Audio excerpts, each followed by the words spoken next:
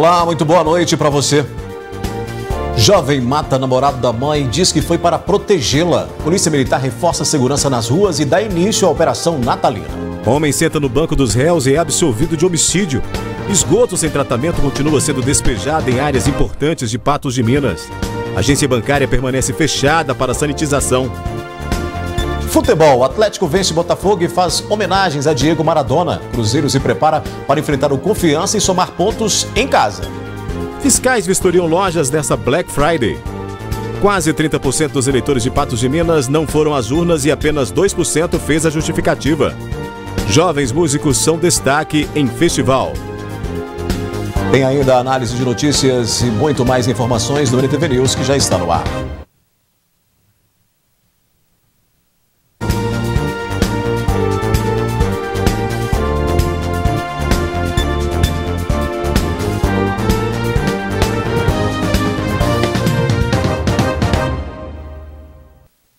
Um homem de 37 anos foi morto na madrugada de hoje no bairro Coração Eucarístico, em Patos de Minas. O filho da namorada assumiu o crime e diz que o assassinato foi para proteger a mãe.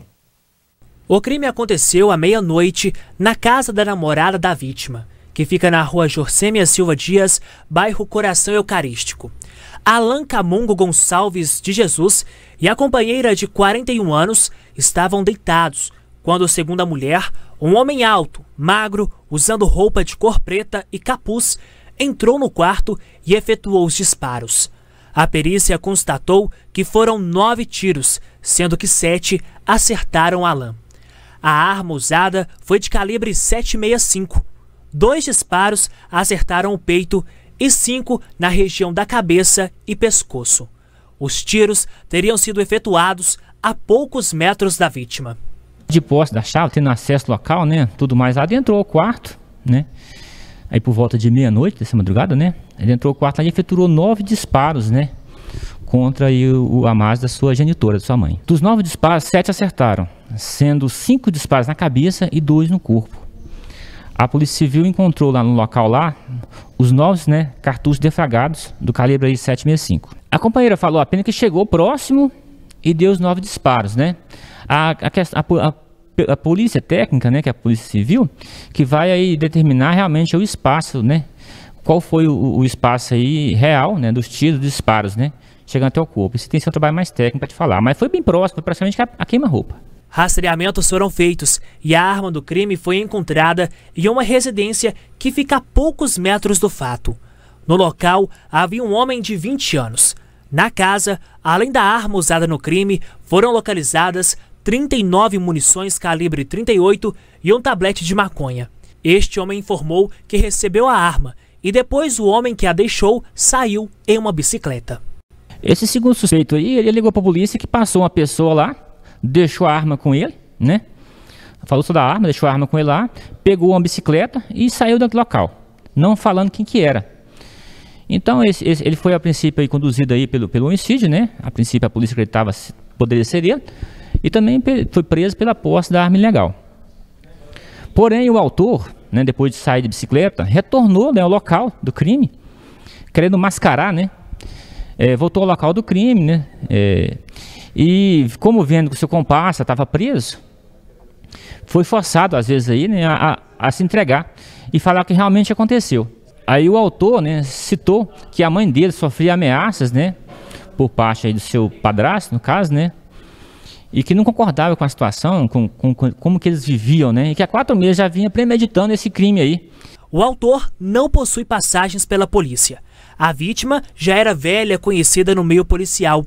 No dia 28 de setembro, foi registrada uma ocorrência de ameaça contra a mãe do autor do crime. Este mês, no dia 3, ele foi preso por tráfico de drogas. Ele estava com cocaína. Já o homem que estava com a arma também possui passagens policiais. O autor ainda não tinha passagem, tem 21 anos de idade, não tinha passagem. Porém, o outro suspeito, que foi preso com a arma, ele já tinha passagem, inclusive porte de arma e tráfico de drogas. Agora a vítima já tinha várias passagens, já tinha 6 passagens aí pela Polícia Militar, estava preso, né, saiu em fevereiro deste ano. Aí por ameaça, inclusive, tráfico de droga, furtos. O acusado de matar um homem em junho de 2018 foi julgado nesta quinta-feira em Patos de Minas. Pablo Júnior Rocha foi absolvido. O crime aconteceu no dia 19 de junho de 2018, na Avenida das Paineiras, no bairro Alto da Colina, em Patos de Minas. A vítima é Ederson Rodrigues Silva. Segundo denúncia do Ministério Público, um dia antes do crime, os acusados Pablo Júnior Rocha, conhecido como Cobaia, e um homem identificado como Celso se reuniram em uma residência com o objetivo de resolver situações quanto ao preço da droga comercializada por eles. Em determinado momento, houve um desentendimento entre eles e Pablo teria efetuado um disparo na perna de um dos comparsas de Celso. Partindo disso, eles resolveram matar Éder Rodrigues Silva. Ele seria amigo de Celso e seria associado no tráfico de drogas. No dia 19, Éder conduzia uma moto Honda CG 125 Fan pela Avenida das Paineiras quando teria sido surpreendido por Pablo Júnior Rocha e Alan Júnior Conceição Abreu. Eles teriam efetuado diversos disparos que acertaram o lado esquerdo do rosto. Ainda, após a vítima cair no chão, foi efetuado outro disparo contra a cabeça da vítima. Ederson Rodrigues Silva morreu no local. Após o fato, os homens fugiram na moto, mas depois foram presos pela Polícia Militar. Nesta quinta-feira, Pablo Júnior Rocha foi levado a júri e o julgamento começou por volta de 1h30 da tarde e terminou 2 horas depois, com o réu Pablo Júnior sendo absolvido no crime de homicídio.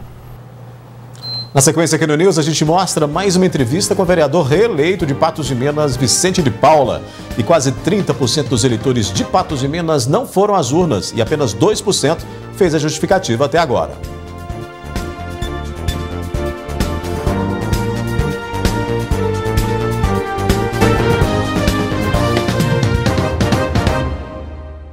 Os eleitores que não compareceram às urnas têm até 15 de janeiro para justificar a ausência e evitar sanções.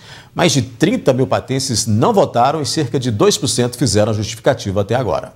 Neste ano, Patos de Minas teve 109.795 eleitores aptos a votar, mas compareceram às urnas 79.560 eleitores. Na soma geral, foram 72.512 votos válidos, 2.872 brancos, 4.091 nulos.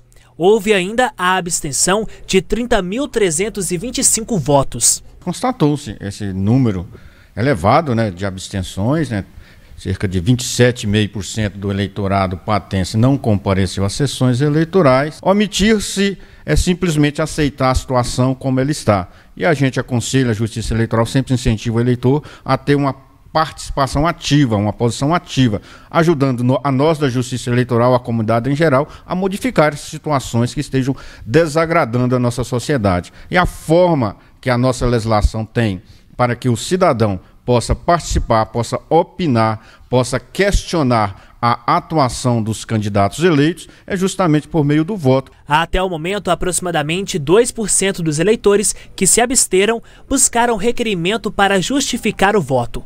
O prazo vai até 15 de janeiro. O requerimento pode ser buscado através da internet ou pelo aplicativo e-Título. Se você não votou, fique atento ao prazo, pois o eleitor pode sofrer consequências. A ausência de voto traz a ausência de quitação eleitoral e o Código Eleitoral estabelece algumas restrições aos eleitores que não estejam quite com a Justiça Eleitoral. Dentre as sanções estão a impossibilidade de matricular-se em instituição pública de ensino, de alcançar financiamento em instituições públicas financeiras, não toma posse em concurso público, não pode retirar o seu passaporte, enfim, existem algumas restrições. Evidentemente que a Justiça Eleitoral não está aqui para sancionar o eleitor. São questões legais, tanto é que a gente enfatiza mais uma vez que as pessoas que se ausentaram devem sim, dentro desse prazo legal, 60 dias após as eleições, apresentar o requerimento justificativo ao juiz eleitoral. Dando sequência à série de vereadores eleitos em Patos de Minas, a gente mostra agora a trajetória de Vicente de Paula. Este será o terceiro mandato dele no Legislativo patense. Com 1.139 votos, Vicente de Paula foi eleito pelo Partido Democratas. Em sua campanha eleitoral, remou contra a maré. Como já é vereador, ao invés dos novos candidatos que trabalharam as palavras mudança e renovação, Vicente buscou votos mostrando o seu trabalho no Legislativo. As eleições de 2020, eu considero, né, de todas as que eu participei, essa é a minha terceira eleição, a mais difícil, né? Por vários fatores. Um deles, o clamor da população pela renovação. Então, você vê aí nas redes sociais, foram 4 anos batendo em cima disso aí, renovação. Renovação, não vamos reeleger nenhum dos vereadores, vamos tirar todos. Então, essa foi a primeira dificuldade, né?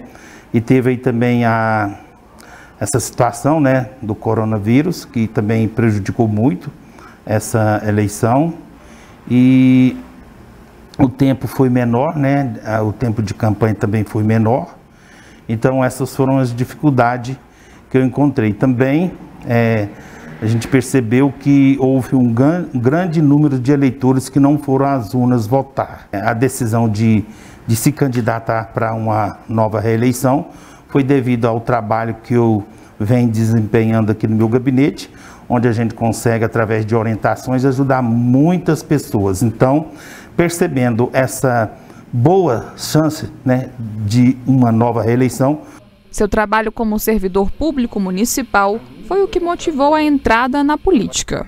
O meu desejo de me tornar um vereador, ele nasceu lá em 2009. Eu ainda trabalhava na prefeitura, né? E ali eu percebia várias situações que precisava de mudar, né? E a gente não conseguia, como funcionário, fazer algumas alterações. E eu me interessei em ser vereador, pensando que, sendo um vereador, eu ia ter mais poder para estar fazendo algumas alterações ali na prefeitura, em várias situações ali. E então eu me candidatei em 2012, fui eleito, né? Em 2 mandatos, o vereador teve dezenas de projetos de lei aprovados. Para o próximo, ele promete um trabalho atuante em várias áreas diferentes. Eu pretendo atuar mais no sentido de cobrar melhorias do executivo para a população. Que essas 2 legislaturas, né, que está findando agora, eu tinha um foco. Agora eu quero abranger uma área maior, né? Quero trabalhar em mais projetos em outras áreas, porque eu atuei muito em cima da área de urbanismo, que pelo conhecimento que eu tenho, né, por ter trabalhado na prefeitura, na Secretaria de Planejamento por 34 anos, então eu pude colocar, né, e apresentar vários projetos no qual foram aprovados. Só nessa legislatura foram mais de 50 projetos de minha autoria que estão em vigência. Então, já apresentei um projeto essa semana e já estou elaborando mais 2 projetos para o ano que vem. Na sequência aqui do News, a gente fala de futebol e mostra também que jovens músicos patenses são destaque em festival.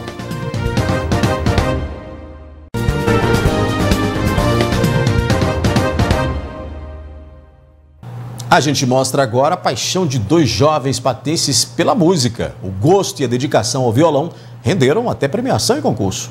Lucas Silva e Diogo Mendonça, 2 garotos diferentes, mas com a paixão pela música em comum. O que me motivou, desde pequenininho assim, meu pai vinha me incentivando a entrar no mundo da música.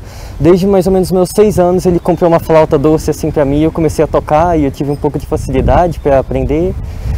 Aí eu fui levando, e tanto que eu morava em outra cidade, aí quando eu mudei pra cá, meu tio contou pra gente que tinha um conservatório, né? Aí minha mãe fez a inscrição pra cá e eu vim levando. Aí eu entrei no curso de violão.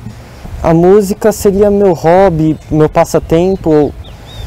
Eu sinceramente eu não vivo sem a música mais, de tanto que eu tomei intimidade com ela. Com o violão, com o violino, eu gosto muito deles. Sinceramente eu não consigo viver sem. Hoje pra mim acho que de tudo que eu gosto de fazer, a música é o que me dá mais sentido, assim. Eu gosto de fazer muita coisa, eu estive na Olimpíada de Economia, eu faço 1 milhão de coisas, várias, teatro, né? Mas o que me dá sentido mesmo, assim, acho que na vida, é a música, não tem outra coisa. A dedicação e o talento chamaram a atenção do professor de música, que incentivou a participação dos garotos no concurso Violão Souza Lima, um dos maiores do mundo. Eles estão acima do nível que eu considero bom para a idade deles, né? Eles são bem esforçados desde o início, eles se dedicaram bastante, né? O Diogo ganhou o concurso ano passado interno do conservatório, o Lucas ficou em quarto lugar. Então, pela idade deles, eu vi uma grande oportunidade assim de divulgar o nosso trabalho no conservatório, né? E de eles participarem de uma coisa internacional, né? De um concurso internacional. O festival aconteceu de maneira online e os jovens tiveram que deixar a timidez e o nervosismo de lado para tocar para milhares de pessoas que acompanhavam através do YouTube. Sim, foi uma experiência única, assim, basicamente foi meio a minha primeira vez na competição desse nível. Mas a participação rendeu bons resultados. Para Lucas, um segundo lugar. Para Diogo, a terceira colocação na categoria disputada. Foi um grande exercício de lidar com o nervosismo, assim. Eu não costumo me sentir muito nervoso, nem tocando, nem eu faço teatro há muitos anos já, mas nessa competição, sem dúvida, eu me senti nervoso e foi um trabalho de lidar com isso e tocar o melhor possível. Reconhecimento e destaque para os jovens talentos que estão apenas começando na área da música. É um festival que traz participantes de todas as partes do Brasil e fora do Brasil. Então essa conquista dos nossos alunos e do nosso professor, nós ficamos extremamente felizes, né, com ela. É um resultado bastante expressivo e mostra a força do trabalho do conservatório, o empenho do nosso professor Anderson, o empenho dos nossos alunos se dedicando para essa conquista.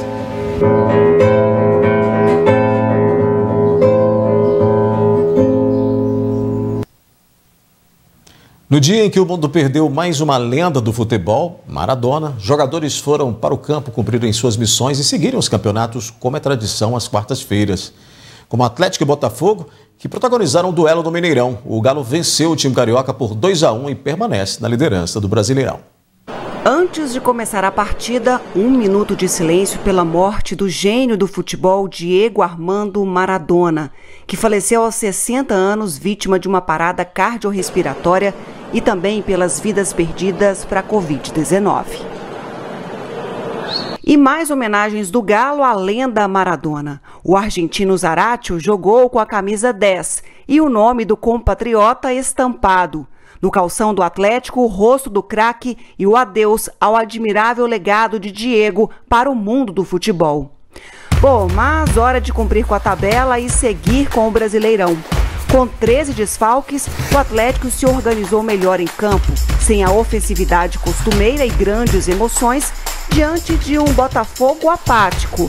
Savarino abriu o marcador de ombro aos 16 minutos da etapa inicial no Gigante da Pampulha. No segundo tempo, logo aos 4 minutos, Sacha ampliou de cabeça para os alvinegros. 3 minutos depois, Marcelo Benevenuto, também de cabeça, marcou para o Botafogo. Keno teve oportunidade de anotar o dele na partida, mas desperdiçou a cobrança de pênalti. A gente poderia até ter uma vantagem um pouco maior no placar. Acho que uma coisa que fez o jogo ficar muito apertado em relação ao placar foi a gente ter sofrido um gol muito rápido logo que a gente fez o segundo gol. Talvez ali era um momento da gente desacelerar um pouco o jogo, para o Botafogo poder assimilar o gol, né? Emocionalmente eles reagiram muito rápido e voltaram para o jogo. A gente conseguiu se associar mais nos passes, jogar um pouco mais curto,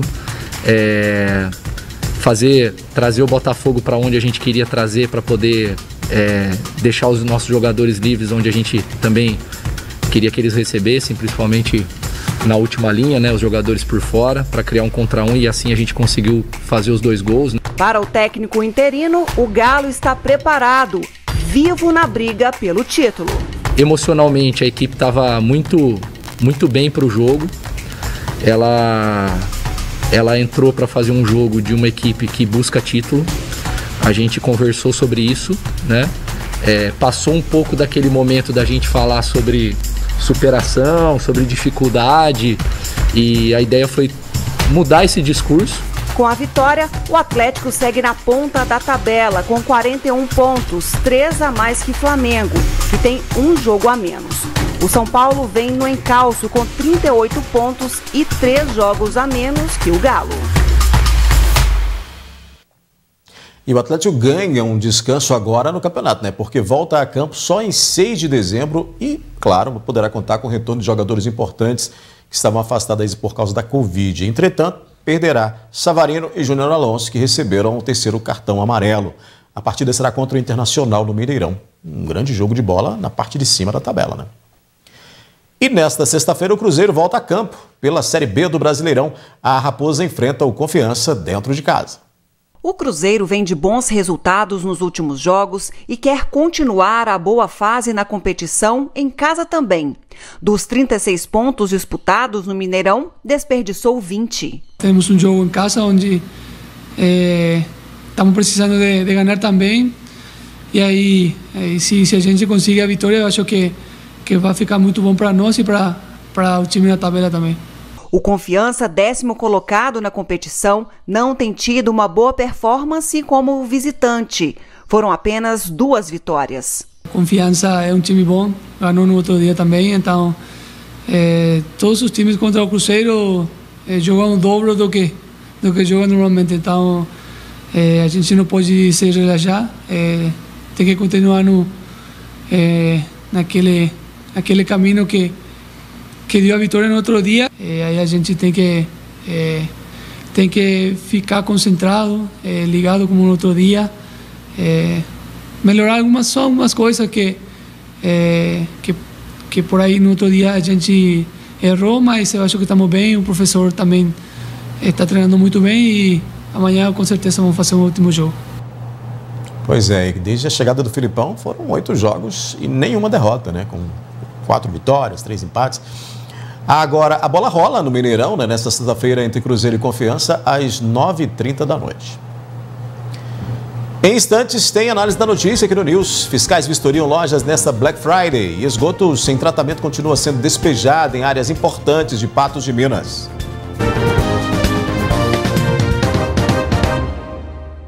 Os órgãos de fiscalização de defesa do consumidor estão atentos às propagandas enganosas nesta Black Friday. Em algumas lojas de Patos de Minas, a temporada de promoções já começou e os fiscais foram para as ruas conferir o que tem sido praticado pelos comerciantes. A Black Friday é uma data com maior expectativa de vendas do ano. Uma pesquisa da Associação Brasileira de Comércio Eletrônico estima crescimento de vendas online de 77% em 2020 no Brasil, na comparação com o ano passado.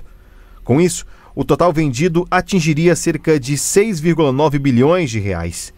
É nesse período que muitas lojas baixam os preços para tentar vender mais.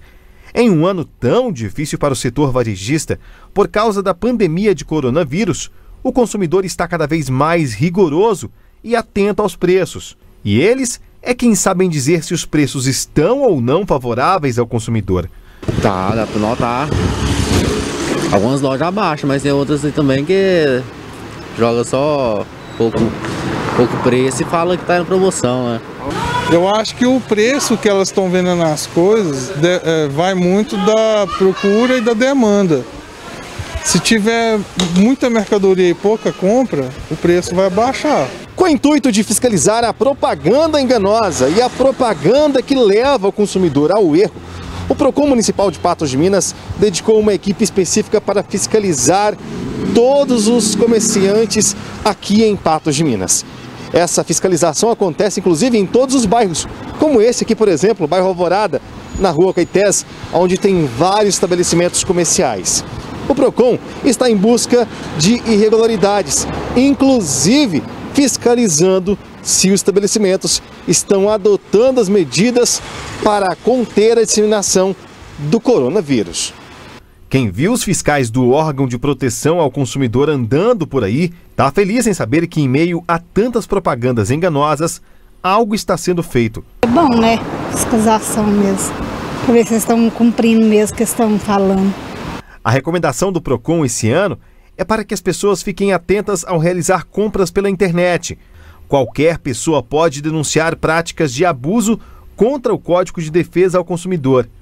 Os telefones são 3822-9774 e 3821-8290 ou pelo e-mail procon@patosdeminas.mg.gov.br. Para denúncias relacionadas à Covid-19, é só ligar no 3822-9115. Lembrando que esse número possui o WhatsApp. Tem que ficar de olho, né? Vamos à análise de notícias com a jornalista Ludmila Bahia, que divide a tela comigo. Ludmila, boa noite. Você é daquelas consumidoras que ficam de olho nos preços aí, madruga na Black Friday? Oi, Odair, boa noite para você, boa noite a todos que acompanham o NTV News. Olha, eu sou aquele tipo de consumidora que pesquisa sim o valor, estou atenta a essa Black Friday, porque é aquela questão, inclusive, que nós mostramos alguns especialistas chamando a atenção, primeiro, para a necessidade do consumo. Precisamos mesmo daquele item? E se precisamos, a gente tem que fazer uma larga pesquisa, comparar o valor de loja em loja, até para saber se é interessante, se o preço foi prometido com desconto nessa sexta-feira negra, nessa sexta-feira especial, ou alguns dias a mais. Algumas pessoas já anteciparam, alguns comerciantes já anteciparam essas promoções, vão estender além da sexta-feira também. Mas para a gente comprar um produto com confiança, não basta apenas ser na sexta-feira. O valor tem que ser condizente ao desconto.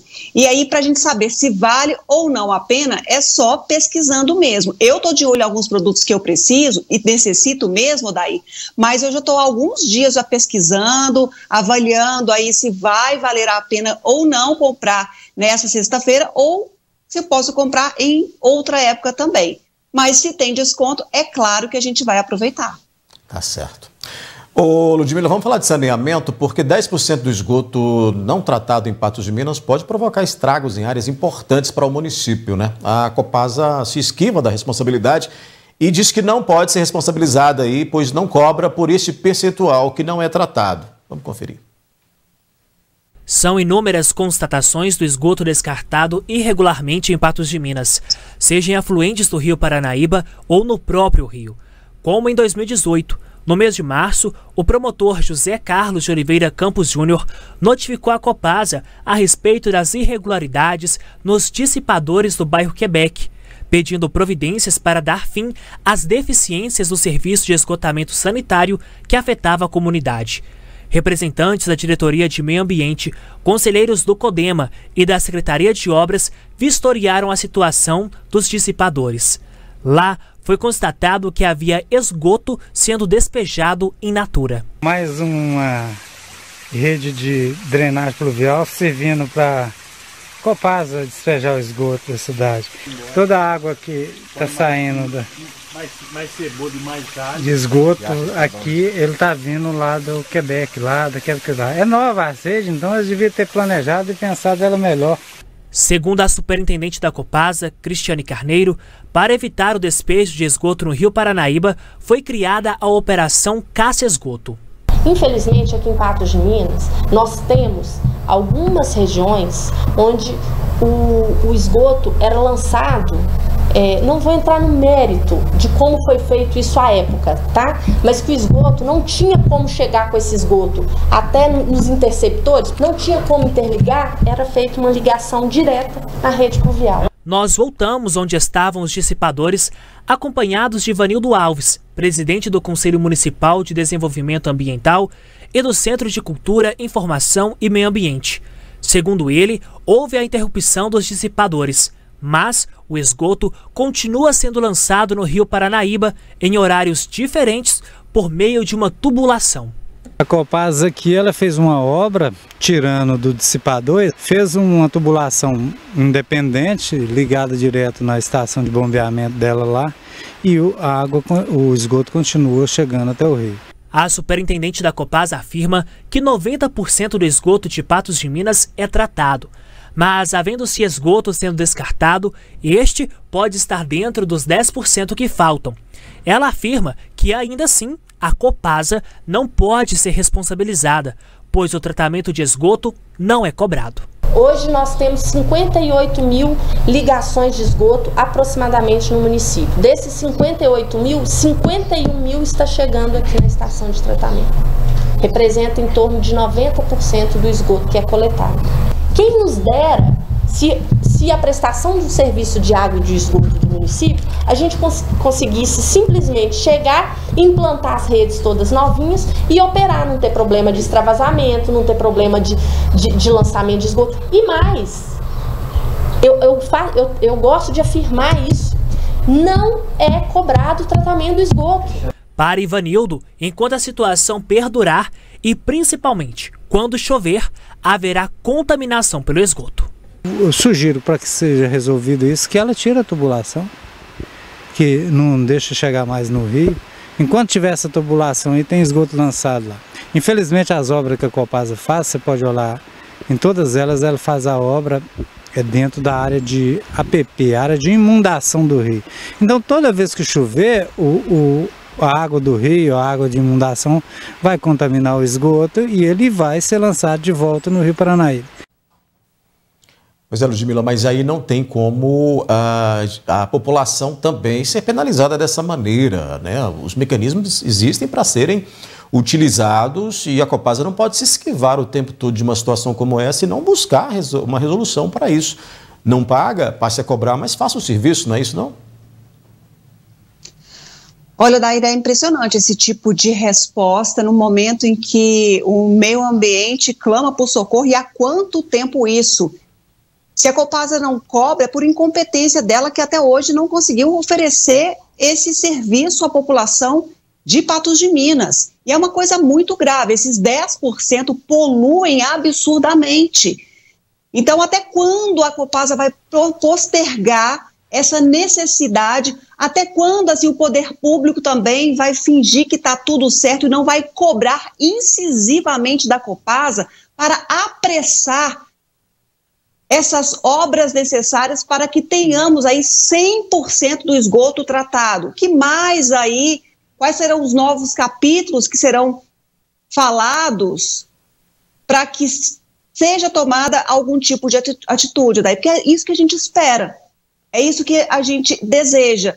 E não falar, olha, a gente não está cobrando, então não tem o que vocês aqui questionarem com relação a isso. Mas nós queremos, nós estamos cobrando sim da companhia responsável por esse tipo de serviço. Afinal, de quem mais vamos cobrar? Não é? Então é hora aí da força política, das autoridades cobrarem da Copasa, os órgãos ambientais, Ministério Público, porque do jeito que está, parece que vai só ficando para depois. E a gente fica aguardando um desfecho que nunca vem. Vamos fazer um intervalo rapidamente, Ludmila? A gente volta já já com mais análise da notícia. A gente vai mostrar que a vigilância não fechou a atualização do boletim Covid-19 em Patos de Minas nesta quinta. E patense se cansa de esperar a cirurgia ortopédica internada na UPA e vai para casa. Você vai ver também que a Polícia Militar reforça a segurança nas ruas e dá início à Operação Natalina.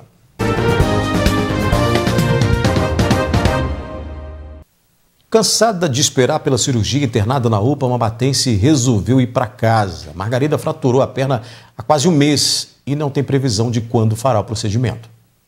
As fotos são de Margarida. O caso dela foi mostrado aqui na NTV. Margarida fraturou a perna esquerda depois de cair na rua e bater em uma pedra. Ela acidentou, né? Caiu na rua, aí eles me ligaram, eu saí do serviço e vim para dar um socorro, né? Tinha que fazer a cirurgia, é o que eu tô pedindo a ajuda é para isso, para ver se liberam uma vaga para ela, fazer a cirurgia para ela vir embora. Na época, cobramos uma resposta da Fundação Hospitalar de Minas Gerais, local responsável por fazer a cirurgia de Margarida. Porém, a resposta não foi tão animadora. Quando nós viemos até a casa do Reinaldo, tinha 13 dias que a Margarida estava internada na UPA da cidade. O local que não é apropriado para uma internação. Ele clamava na época, como você mesmo viu, para que ela fosse operada e voltasse para casa. Aí nós viemos cerca de 8 dias depois da primeira reportagem, ou seja, no total 21 dias. E encontramos a Margarida, já está em casa, junto com o marido e com o pé totalmente enfaixado. A expectativa do nosso jornalismo é ter uma resposta precisa. Será que a Margarida voltou para casa com o problema dela resolvido? Voltei para casa, que a médica hoje me liberou, falou que era para me aguardar em casa. E 21 dias em cima daquela cama, esperando a notícia, né? Toda hora entrava um médico, pensava em vir me buscar, e nada de buscar. E eu sofrendo, né? Margarida conta que quando esteve internada na UPA, começou a notar situações desagradáveis. Sempre via pacientes misturados com outros suspeitos de Covid-19. Um sofrimento de dor no corpo e medo de ser contaminada pela doença. Além de tudo, um trauma psicológico. Porque você ficar 21 dias deitado de um jeito só, de um lado só, sem você poder movimentar, e você sair de lá do mesmo jeito que você entrou, é muito revoltante, sabe? Fico muito revoltada. Voltar para casa sem operar era tudo que o marido menos queria. Ela veio e nada de cirurgia, não sei quando vai sair a cirurgia, né? E então é isso aí, o drama continua o mesmo, né? Também não estava aguentando o sofrimento, né? Lá ficar naquela cama deitada. Faço de tudo aí para tentar ajudar até sair a cirurgia, porque com a cirurgia com certeza seria mais fácil, né? O medo é que a cirurgia demore demais a sair e Margarida fique com sequelas. É um ser humano, né, que está sofrendo, porque eles doem na consciência deles e pensam um pouco, sabe, que o que eles estão fazendo está sendo errado, deixando um ser humano sofrer. Ludmila, é humilhante, né, a situação pela qual passam muitos usuários do Sistema Único de Saúde que têm que enfrentar filas e ficar aí, como é o caso dela, há cerca de quase um mês aí já com a perna enfaixada ali, engessada, sem ter o atendimento correto, correndo o risco de piorar a situação, né? Com toda certeza, porque ali certamente o osso está sendo colado, mas de forma errada. Daqui a pouco vai ter que ser quebrado e aí refeito a cirurgia para só depois, sabe-se lá, quando a dona Margarida se recuperar. Odair, é de indignar. Sabe, quantos e quantos casos nós já mostramos de pessoas aguardando internadas na UPA de Patos de Minas, esperando por uma vaga em um hospital, seja o regional ou qualquer outro. E aí a gente fica vendo assim aquele olhar ou pouca atenção para um sistema que há muito tempo clama por socorro. A saúde de Patos de Minas está um caos, e aí não me venham falar que não está, porque está aí o retrato. Não passa uma semana que a gente não tenha uma reclamação, seja por pessoa que está esperando há 1 ano por exame de sangue, seja por pessoa que está internada na UPA esperando algum tipo de procedimento cirúrgico e tudo mais. Mais um caso. E aí, depois de, olha só, quanto tempo que ela ficou internada lá, para depois dizerem para ela, ó, vai para casa, porque a gente não sabe quando que vai ser feita a sua cirurgia. Sabe, desocupa aqui, porque agora tá difícil saber quando vai acontecer. É uma fila enorme. E nem assim, para poder acolher essa mulher e falar, olha, há uma previsão que você seja operada em tal data. Não tem nenhuma previsão. É desolador isso, sabe? É um descaso total. Ainda falando sobre saúde, Ludmila, e aí já virando para o lado da Covid-19, que, aliás, essa paciente também ficou exposta tantos dias, né, esperando um atendimento, e aí até com risco de contrair a Covid, mas não contraiu. Mas vamos falar dos números da Covid, porém, costumeiramente a gente traz aqui um comparativo entre 2 dias. Só que hoje não foi publicado, né? O boletim não foi publicado pela Prefeitura. A gente tem um boletim parcial aí, somente com a ocupação de leitos hospitalares em Patos de Minas, que a gente mostra esse comparativo na tela. Segundo a Prefeitura, não pôde informar os casos de Covid-19 no município, porque houve a falta de informação de laboratórios do município. Então, a gente tem aí somente esse panorama.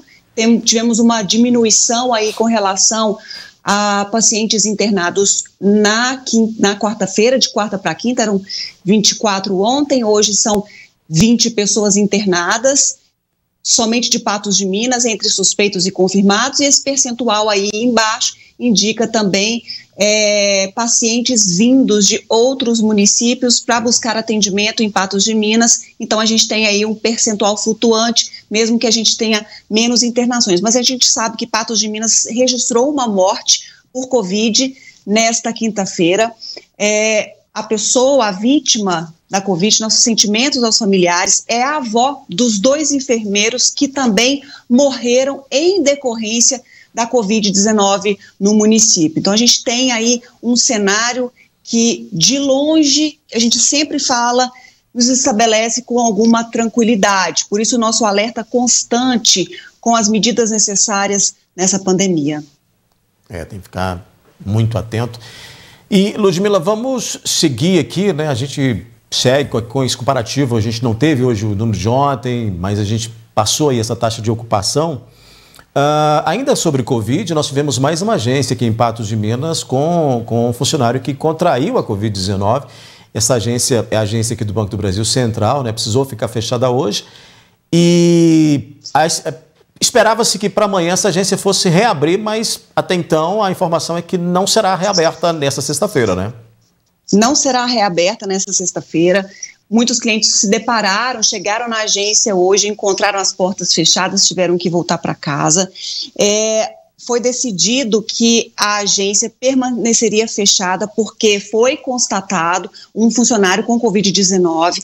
Aí o banco ampliou a testagem entre os funcionários, entre as pessoas que tiveram contato com esse funcionário. Esses exames não ficaram prontos e aí, por bem, acharam melhor manter a agência 190 fechada para atendimento ao público presencial nesta sexta-feira. Daí, entretanto, aquela sala de autoatendimento vai ficar aberta ao público no horário normal, de 6 da manhã até as 10 da noite. E aí tem que ficar realmente... Agora, isso tinha acontecido antes, né, Ludmila? A gente tinha até noticiado aqui antes, não era uma funcionária do banco, era um prestador de serviço, mas agora volta a acontecer. Vamos continuar, porque a gente muda de assunto e fala sobre segurança pública na região central da cidade e também outros pontos comerciais da cidade, porque a Polícia Militar lançou hoje a Operação Natalina para ficar de olho em todos esses crimes que podem ocorrer com essa maior movimentação neste período aí de fim de ano. A repórter Jéssica Andrade traz essas informações. Olá, Aldair, boa noite. Pois é, a Polícia Militar deu início nesta quinta-feira à Operação Natalina, que se estende até o dia 31 de dezembro. Eu converso agora com o comandante do 15º Batalhão, Tenente Coronel Vinícius, sobre essa operação. Tenente, boa noite. Então foi iniciada às 13 horas. Como que foi esse início da operação? Isso, a Operação Natalina foi desencadeada na data de hoje em todo o estado de Minas Gerais. Todos os 853 municípios do estado estão em Operação Natalina. Ela visa aproximar a Polícia Militar dos lojistas, dos comerciantes. O objetivo é a prevenção dos crimes como furto, roubos, principalmente no setor comercial. Como que é destinado os policiais, o efetivo da polícia durante essa operação? Bom, todo final de ano, o efetivo da administração, tanto da sede da 10ª RPM, no caso aqui de Patos de Minas, quanto do batalhão, eles são empregados em dias da semana, de 2 a 3 empenhos por semana no setor comercial. Então é com esse efetivo que nós estamos lançando a Operação Natalina, ou seja, estamos reforçando o policiamento já existente com os militares que trabalham na administração. Comandante, essa é uma operação que dá até mais segurança, né, para os comerciantes, para os consumidores nesse período em que o centro fica mais tumultuado, mais cheio, né? A tendência natural é aumentar o número de circulação de pessoas nas ruas, nas avenidas, as pessoas que, porventura, trabalham em outras cidades, que são oriundas de Patos de Minas, geralmente tiram férias nesse período, retornam para a cidade e acaba aumentando o número de pessoas nas ruas. Após, então, a Operação Natalina, depois, já que se encerra no dia 31, a polícia dá continuidade a uma outra operação? Estamos começando hoje, dia 26 de novembro, até 31 de dezembro, a Operação Natalina. E já no dia 1º de janeiro de 2021, a Polícia Militar dá início à Operação Férias Segura em todo o estado de Minas Gerais também. Muito obrigada pelas informações. Jéssica Andrade, para o jornalismo da NTV. Obrigado, Jéssica. Ludmila, Patos de Minas tem umas peculiaridades com relação ao comércio, né? Porque nós temos aqui o centro comercial, mas nós temos também nos bairros um comércio muito forte. Avenida Brasil, também ali na Rua da Mata, em outros bairros um volume de comércio muito interessante, muito grande. Então, essas operações elas precisam ocorrer nesse período em que esse comércio recebe um volume muito grande também de pessoas, né, que vão ali fazer as compras de Natal. Certamente, daí como ocorre todos os anos, é uma necessidade essa questão do policiamento efetivo nas ruas, presente, com as pessoas percebendo os policiais nesses pontos estratégicos, até porque mais pessoas circulando nas ruas, mais dinheiro, então é uma necessidade para termos aí segurança nesse período de maior movimentação. É uma necessidade e a gente espera que seja um período tranquilo. Ludmila, ontem no Espaço Feminino você falou sobre a presença das mulheres na política, né? A quantidade de mulheres eleitas para ocupar espaços públicos de poder político, infelizmente, ainda é pequena. E por isso, claro, é a discussão, a necessidade de reconhecimento da capacidade da competência feminina também nesta área. A gente vai mostrar esse material agora. A maioria da população brasileira é mulher. A maioria do eleitorado também. Quase 53% segundo o TSE. Mas quando o assunto é representatividade feminina na política, a situação é diferente. Para os próximos 4 anos, a participação da mulher praticamente não será alterada em relação às últimas eleições. Em Minas Gerais, por exemplo, apenas 14% das câmaras municipais e 7% das prefeituras serão ocupadas por mulheres. A representatividade da mulher é extremamente necessária quando nós pensamos na luta pelos nossos direitos, em uma cultura que ainda existe preconceito, exclusão e violência de gênero que sobe de maneira abrupta no Brasil. Do voto à garantia constitucional de disputa de espaços públicos de poder, as mulheres sempre conquistaram por meio de luta. Mas esse desequilíbrio histórico também na política precisa ser repensado. Nós temos todo um delírio histórico milenar nesse sentido, que se arrasta e que nos arrasta para um espaço mais privado, mais do lar, mais reservado, menos público e menos representativo. Existe uma diferença entre homens e mulheres de salário, de tarefas, de posições, de relação interpessoal e de representatividade política também. Nós temos que repensar esse jogo de poder, onde todos somos iguais. Homens e mulheres são sujeitos de direitos e de deveres. Denise Abadia Pereira Oliveira é uma dessas mulheres que fez valer seus direitos e deveres na política. A professora de 47 anos foi eleita prefeita de São Gotardo com quase 53% dos votos, numa campanha que ainda teve que enfrentar o preconceito por ser mulher e negra. Fui comparada à escrava Isaura, de um romance, e essa postagem foi feita e em seguida compartilhada. Nós tomamos as devidas providências, mas eu acredito que para resolver, ou pelo menos minimizar esse problema ao longo dos tempos, nós precisamos sim de mais investimentos em educação, em esporte, lazer, cultura, para que o ser humano possa conviver com as diferenças e ser generoso a essas diferenças. Ser eleita representa muito. Tem uma representatividade enorme para mim, para as mulheres negras e especialmente para as jovens e crianças negras que estão vindo. Depois de algumas legislaturas sem participação feminina, a Câmara Municipal de Rio Paranaíba volta a ter 2 mulheres. A Loren Luiza é uma delas e foi eleita a vereadora mais jovem da história do município. A universitária de 21 anos sabe bem dos desafios por ser mulher e ainda tão nova. Já ouvi vários comentários também na minha cidade, em cidades vizinhas, comentários, se eu posso dizer, até um pouco machistas, de falar que não mexe com isso, política é para homem, política não é para mulher, aquelas cadeiras não são para mulheres, mas são para mulheres. E como jovem, é um desafio ainda maior, porque a gente vê os jovens sempre participando de debates virtuais, debates sobre política, debates sobre várias coisas, e a gente nunca vê o jovem tomando coragem, e às vezes sim, mas nem sempre vê os jovens tomando coragem e querendo assumir esses cargos de responsabilidade. A Meire Avelar foi eleita vereadora em Lagoa Formosa. Para ela, a mulher, além de entender os anseios femininos, tem seu diferencial. essa sensibilidade que nós temos, eu acho ela de fundamental importância na política. Porque não é, você tem que pensar no próximo, você tem que ouvir o próximo.